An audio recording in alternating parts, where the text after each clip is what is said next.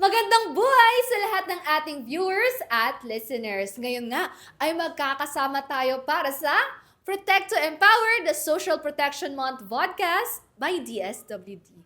Ako po ang makakasama niyo sa araw na to, Venus Balito mula sa Digital Media Service.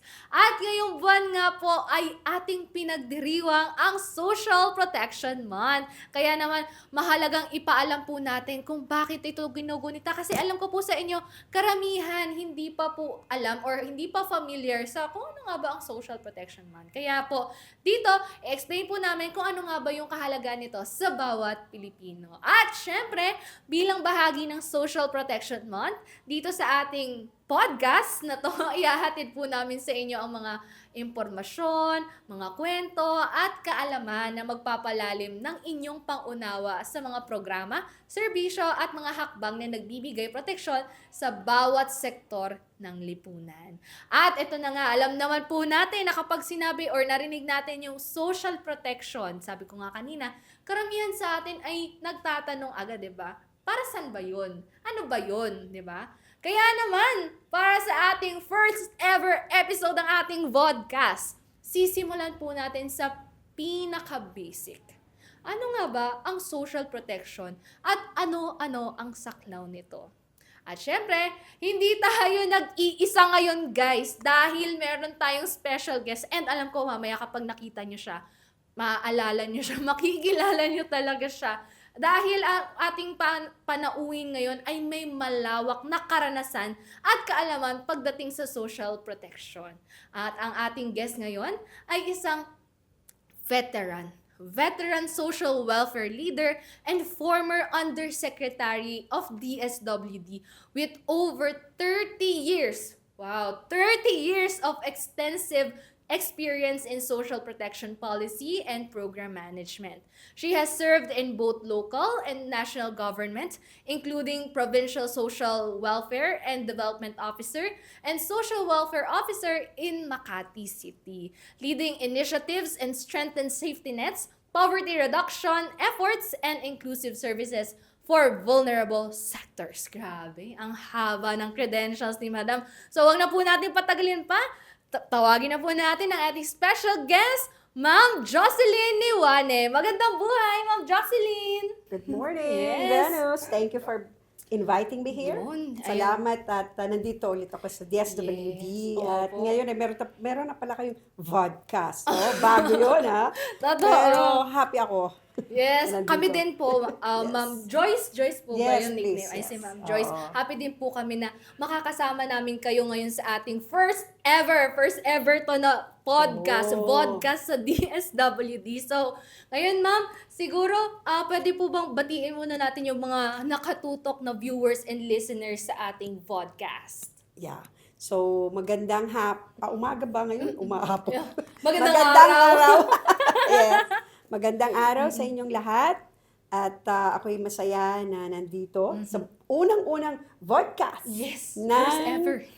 DSWD. So, syempre, gusto kong batiin ang ating butihing secretary, si Sec Rex, lahat ng official dam ng DSWD, at mga employees ng DSWD na talaga naman silang masisipag Yes. at talagang gumagawa ng mga programa at talaga nasa front lines para siguraduhin ng social protection Yes. ay nangunguna sa ating bansa. So, magandang araw sa lahat.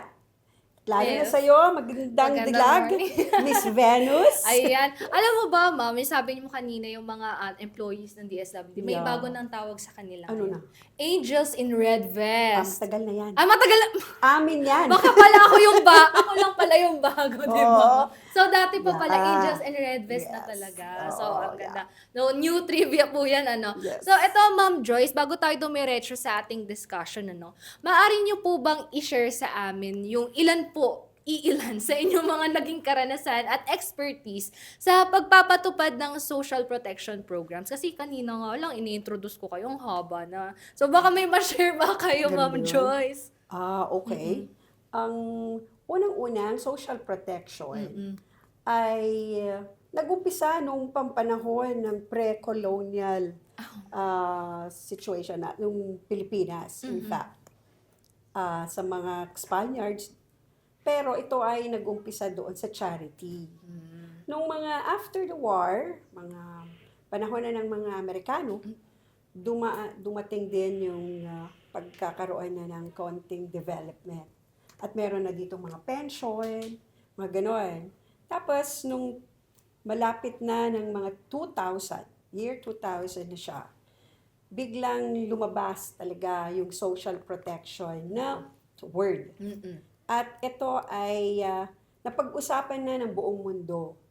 Pero dumating sa consciousness ng ating mga Pilipino, yung word na social protection, nung lang 2006. So since 2006, 2007, ang STC or Social Development Council or Committee ay nag-create. Na-create sila, pinag-usapan ngayon kung ano ba talaga yung social protection na yan. So, naging usapan is that they have to define what social protection really means. So, from then on, yung ating mga tao talaga na gumagawa nito, nag-discuss nito. So, in 2009, nag-umpisang pinag-usapan yung social protection at saka dito na nila ipinag-usapan yung operational framework. So, noong sometime 2012, na pag-usapan na kailangan na siya talagang ipakilala. Yes. So, nung sometime parang 2019, nagkaroon na to ng expansion ng definition ng Social Protection Operational Framework. Kasi dito ipapakita kung ano talaga ang basihan. Ano ba talaga yung saan tayo aangkla? At ano yung gagamitin mga iba't ibang mga ahensya para ito ay gumalaw. Ngayon, nung 2022, kailangan i-define yung social protection floor. Ito ang pinaka-importante. Kasi kahit meron ka operational framework at hindi defined yung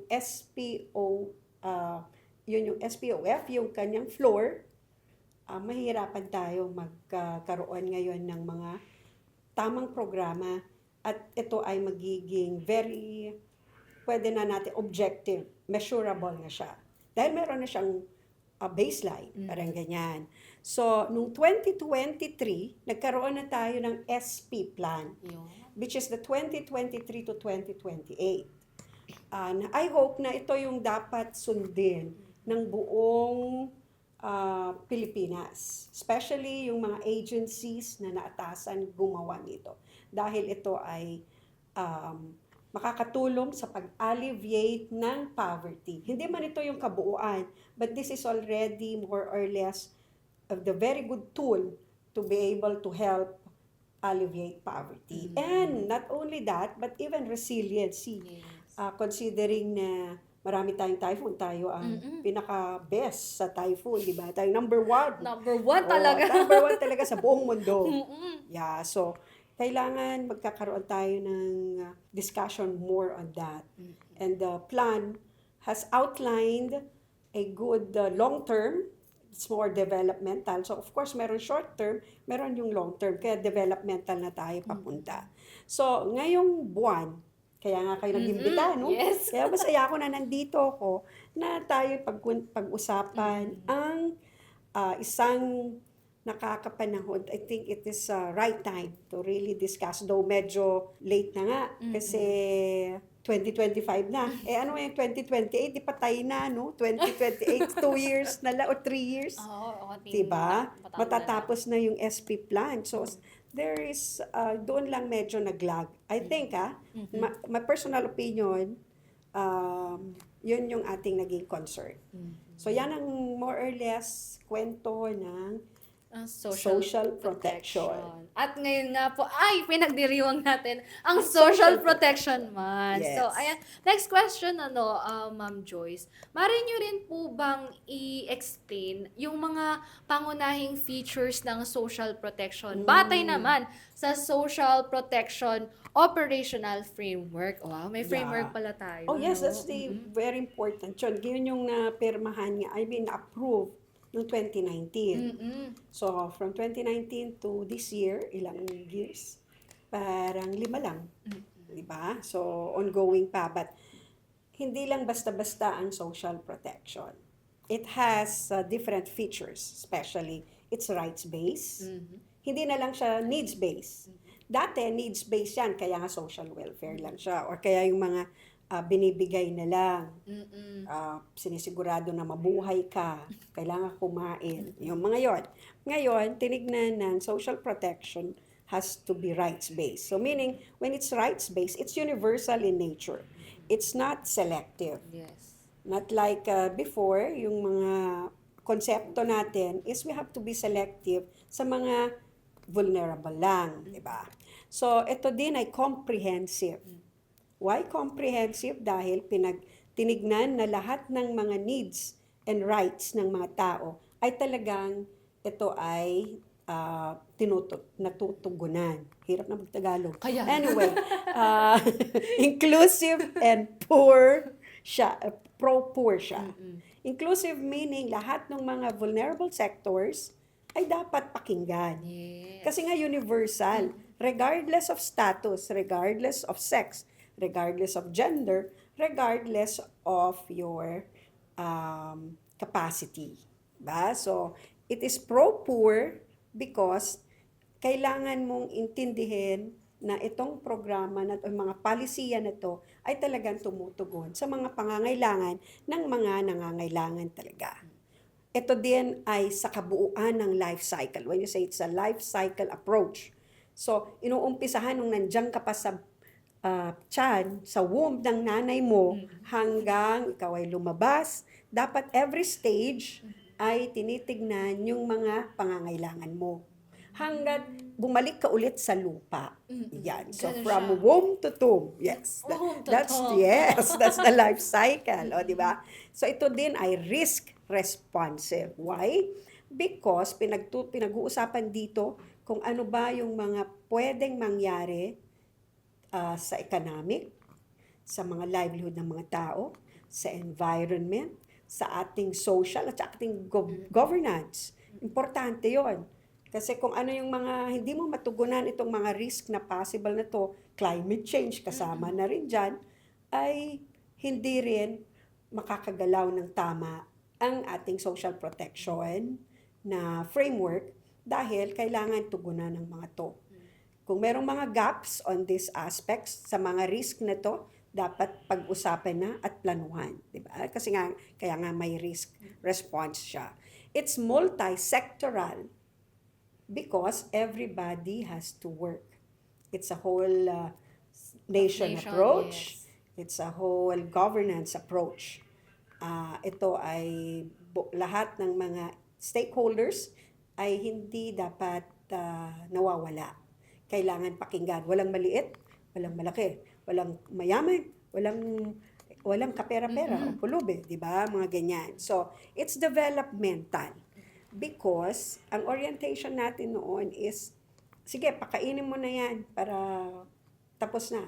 Ngayon, developmental ang kanyang orientation. So, do not give the person a fish. Yes. Yun yung mga laging mga pinag-usapan. quotes. Oo. But teach the person how to fish. Yun yung naging issue dyan. So, yan yung kanyang mga features na maganda. Of course, meron siyang 4 na components. Yung component niya is yung social insurance. Siguraduhin mo na lahat ng, lalo na yung mga nagtratrabaho, walang trabaho, ay nagkakaroon ng capacity to have an income kahit sila ay walang trabaho. So, mga senior citizen, SOCPEN, mga ganyan, GSIS, mga pension, SSS, mga ganyan. So, ito din ay may sinasabi natin yung second is yung livelihood intervention na kailangan siguraduhin mo yung economic component ay continuous. Yes. Or else, pag hindi ito natugunan, wala na tayo, lalo tayo maging poor. That's actually the main ingredient of being poor is when your economic component is 0, di ba? So, yung capacity mo to earn ay wala. So, meron tayong safety nets ito kaya kayo nagkakaroon kayo lagi ng relief assistance para siguradong hindi magbalik ulit sa poor talaga o kaya lalong maging poor. Ang fourth, ito yung sinasabi natin, social assistance. Ang sample nito is yung 4Ps, di ba? So, yan yung mga social, yung supplementary feeding, yan yung mga mas stable siya. Kasi nga, meron tayong short term, which is the social safety nets, at meron tayong long term, which are the 3 other components. Yun. So yun, napakadami talagang features pala ma'am ng social protection. Yeah. Parang halos lahat, sakop niya na. Yes, Sa lahat actually. ng bagay, may social protection talaga. And alam mo ma'am, na-realize ko dun sa sinabi mong components, parang halos lahat dun, hindi actually lahat pala, merong program or services ang DSWD, Yes, di yes, ba? yeah. Lahat siya sakop. So, tama talagang name natin. Social welfare and development. Correct. Oo, kasi Kung dapat wala may yun, development. Or Tama. else, wala na. Yes. Kaya kayo DSWD is leading on social protection. Yes. Because it now realizes that it has to do more developmental True. orientation. Yes. Agree ako dyan, ma'am. So, ma'am, siguro, follow-up question dun sa mga na-discuss mo kanina. Dahil malawak nga po yung experience nyo sa local government. Siyempre, pati na rin po dito sa DSWD. Paano nyo po kaya maisasama at maaangkop yung mga kasalukuyang programs at pondo ng LGUs para maipatupad ng maayos yung social protection framework na sinabi nyo po kanina, lalo na para sa mga nangangailangan or vulnerable sectors? Yeah. Kasi nga, ang kailangan lang sa ating mga LGUs ay maliwanagan sila sa kung ano ba yung konsepto ng social protection. Kasi akala nila iba yun. It's a matter of aligning. Telling them that, social protection is broader. Yung mga ginagawa nyo na services, kailangan lang natin i-enhance para maging developmental yung itsura. Hindi yung puro bigay. Tapos wala na. O, mag-livelihood ka. O, grant na naman. Tapos wala na. So you have to insert something there so that they will be equipped. Kasi it's a tool. You have to teach them how to be able to fish. It's not giving them always the fish. Giving them the fish will only take a few time. Hindi yung forever gano'n na lang, or else there will never be development and your people will always be poor. Because nga, ang social protection is talking about a tool, or it is one of the components that could help alleviate poverty. Yes. So, ang tinasabi natin sa mga LGUs, lakihan nyo pa sana ang pagbibigay nyo sa mga social pension. Dagdagan nyo yung binibigay ng DSWD. Doon nyo pwedeng pondohan. Yung para sa children, kailangan yung bigyan. Mga ganyan. So, ang ating nakikita doon is that kailangan natin sabihin sa kanila na meron na tayo namang manual. Yung SPVM manual na pwede nilang tignan at yung kanilang kanilang guide at saka sa mga plano kailangan niya nakapasok. Or else mawawalan sila ng seal of local good governance. Kasi yun ay nakapasok na sa guide, sa criteria na kailangan ng mga LGUs ay tignan na may component talaga sila for social protection. So, i-enhance nila lahat yung mga ginagawa nila. Like 4Ps, yun ay long term. Yes. They could also follow. Diba? Yung gawing model. Yes. Yun, no? If not, once na nakita nila na they will help the 4Ps na hindi sila babalik. So, pag nag-graduate sila, pupunduhan nila yon para tutulungan pa sila na hindi nila mag-slide back. Yes. So, yun yung mga pwede gawin ng ating mga LGUs. Yung kagaya ng Makati, yun talagang ginagawa. So, yung mga PWD, kailangan mo na rin tignan na hindi na lang sila recipient. Yes. But they have to be active partners. So, yun yung maganda sa social protection. Yun ang pinag-uusapan. Kasi palisiya. the policies has to be very clear at pagka nakapolicy yan, hindi na sila mahirapan. Okay. Yeah. So more or less. Ganon ang ginagawa ngayon sa LGU. So if Makati, yun yung pinupondohan, yung mga senior citizen. Yes. Kaya pag nag-senior ka sa Makati, pwede ka manood ng 3 beses sa isang araw. Nang Sa sine? libre. Yes. Oo. And all the theaters in Makati. Wow. Hindi lang pili. Hindi lang. Hindi pili lahat. O, diba? Okay. At regardless of, basta ikaw ay senior at ikaw ay taga Makati. Wow. So, meron kang blue card, meron kang cake every birthday. Wow. Meron ka pang incentives. Parang alam ko na mga saan ganon. ako mag-retire. Yeah. Mag-retire kayo doon.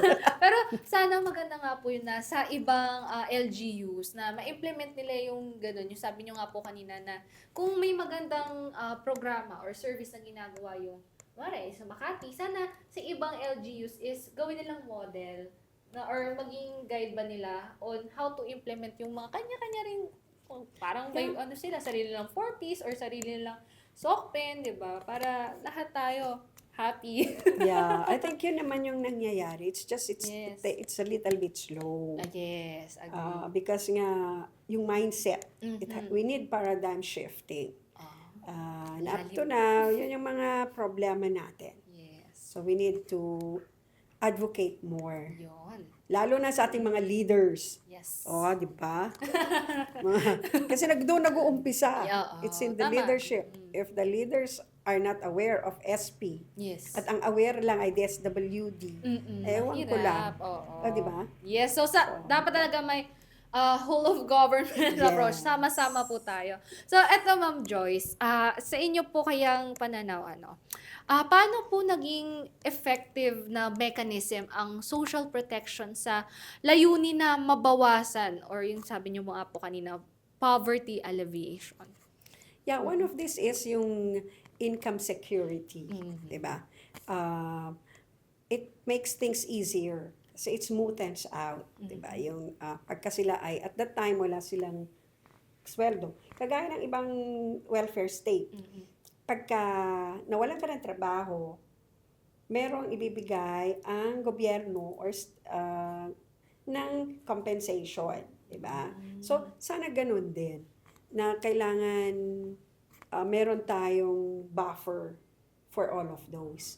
Na pagka hindi mo naman kasalanan, na-retrench ka, biglang naalis ka, o kaya biglang nagkasakit, lalo na pag nag-disabled ka, sigurado na meron kang makukuha. Hindi lang dahil, kung gobyerno ka pwede, kasi meron kang disability sa GSIS o kaya sa SSS. How about yung mga wala? Yung mga informal. So it does not matter sana. It should be universal in nature. Yun yung isa. And it should be always thinking about the human capital. Yes, tama. Or else, papalitan tayo ng digital. Magkakaroon tayo ng AI. Mas magaling pa sila sa atin. One click, alam na nila yung sagot. Tayo, mag-i-study pa tayo, magtitingin pa tayo kung ano yung sagot. Habang sila, pag hindi natin tinignan, na dinevelop natin yung ating human capital, mahirap yun. So it's very important to educate and healthy lahat sana ng mga tao dahil ito yung long term. So, pwede na sana silang pagpa-check up nang walang problema. Diba? Kaya kailangan nating i-enhance o kaya palaguin yung ating universal health care. Kaya nagiging issue ngayon dahil mga pondo, mga ganyan. So, kailangan yun ang mga focus. Education, di ba? Kailangan natin palaguin na siguraduhin yung ating mga bata, regardless of income, ay talagang nakakapag-aral. Yes. At yung mga buildings natin, di ba? Kulang-kulang, sinabi nila, ang dami-dami. 50 years pa daw, sabi ni Sek, patay na tayo pagka gano'n. So, it has to be fast-tracked. Yes. Yeah. And there is such thing as shock absorption. Ibig sabihin, alam mo na ang social protection is a buffer, di ba? Na pwede mong bigyan yung mga families na nangangailangan, especially during disaster, calamity, pag nawalan sila ng bahay, lalo na tignan nyo yung nangyari nung last, Yes. di ba? Super, Bagyong oo nga. 3 bagyo yun. Yeah, nagsunod-sunod, Oo. di ba? At baha ang buong bansa.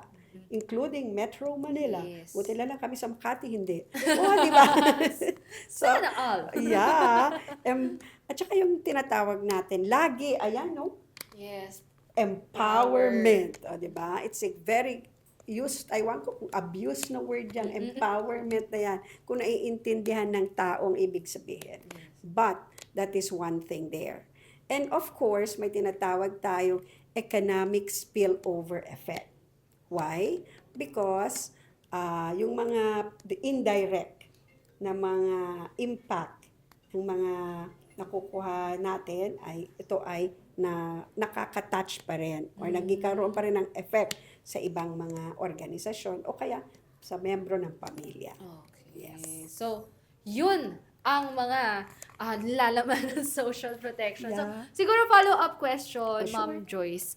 Ano po kaya yung mga hakbang na maaaring gawin ng ating pamahalaan para naman po mapalawak yung saklaw ng social protection at masigurong, sabi nga, walang maiiwang Pilipino? Oo nga. Mm-mm. Yun ang ating dream. Yes. Actually, prayer. Diba? Yun ang ating apela sa Diyos at sa mga leaders natin. Ay talaga sana na ang social protection ay magiging isa sa mga importante. Prioridad sana ito ng ating pamahalaan. Yes. Na pag naintindihan nila ito, pwede itong makatulong sa ating mga tao. Without that, kasi nga, buong mundo is talking about social protection. If we will not follow, saan tayo? Pupulutin tayo sa pansitan. Di ba? O kaya kangkungan. Kangkungan. Kasi lagi tayong Oo. na-fla-flood. Okay, maraming kangkong doon. Kaya ganun, Oo. di ba? So, ayun, ma'am. Napakaganda ng discussion natin about social protection. Pero, before we end our vodcast, kasi limited lang po yung time slot namin Sure. na buy, ano, parang prime time. Pero ayun, ma'am, before we end our vodcast, baka meron po kayong last message para po sa ating mga viewers and listeners na nakatutok sa atin ngayon. Yeah, ang pwede ko lang naman masabi sa atin is that social protection in the Philippines has evolved from welfare to development. So, kailangan natin tignan na ito ay isang strategiya. Itong strategy na to ay kailangan palaguin. At dapat malaman ng bawat Pilipino na ito ay makakatulong para masigurado na ang proteksyon ng isang tao should be rights-based, should be inclusive, and it has to be something that prioritize sa budget, sa planning. Dapat ito ay nakalagay na, mainstream, kumbaga. Ito yung kulang. And I am really advocating that this should be mainstreamed in all programs, regardless kung anong ahensya yung mag-i-implement.